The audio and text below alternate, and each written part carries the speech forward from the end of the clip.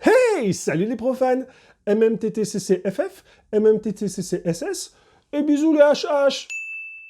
Pourquoi les francs-maçons écrivent MTCF, MTCS?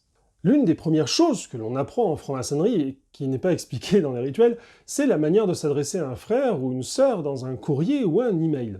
Car aussi surprenant que ça puisse paraître, aucun rituel ou instruction n'explique pourquoi, lors de correspondance avec un frère ou une sœur, il convient d'écrire la locution pronominale « mon très cher frère » ou « ma très chère sœur » ou « bien-aimé frère » si on pratique le rectifié. Personne n'explique non plus pourquoi il faut écrire MTCF, MTCS, MBAF, BAF au singulier et MMTTCCFF, MMTTCCSS, etc.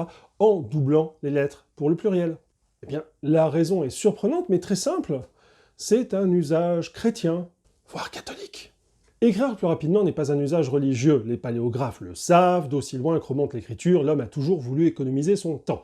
La place allouée pour désigner un titre, et donc par voie de conséquence le coût du support, l'exemple le plus connu étant par exemple SAS pour Son Altesse Sérénissime.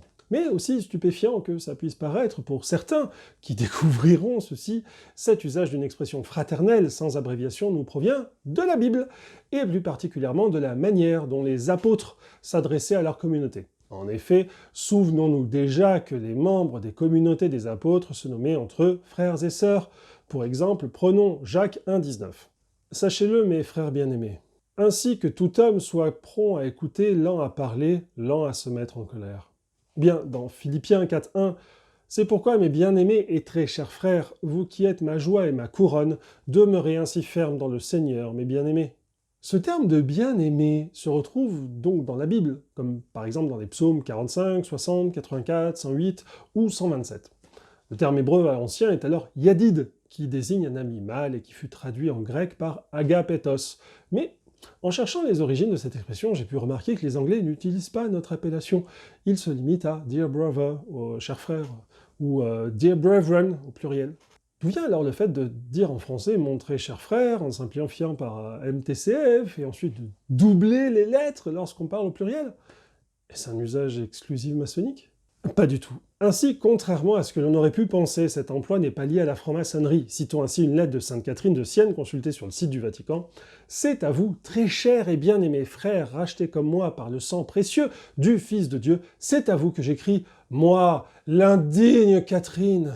C'est en réalité une habitude catholique, et donc continentale pour les titres religieux, en effet, comme le signale Jean-Pierre Lacroux dans son ouvrage sur l'orthotypographie, l'usage est identique à celui des titres honorifiques. Ainsi, frère s'écrit F, et la lettre se double pour exprimer le pluriel. Toutefois, certains peuvent se tromper et mettre un point après chaque lettre, ce qui donne souvent M.M.T.T.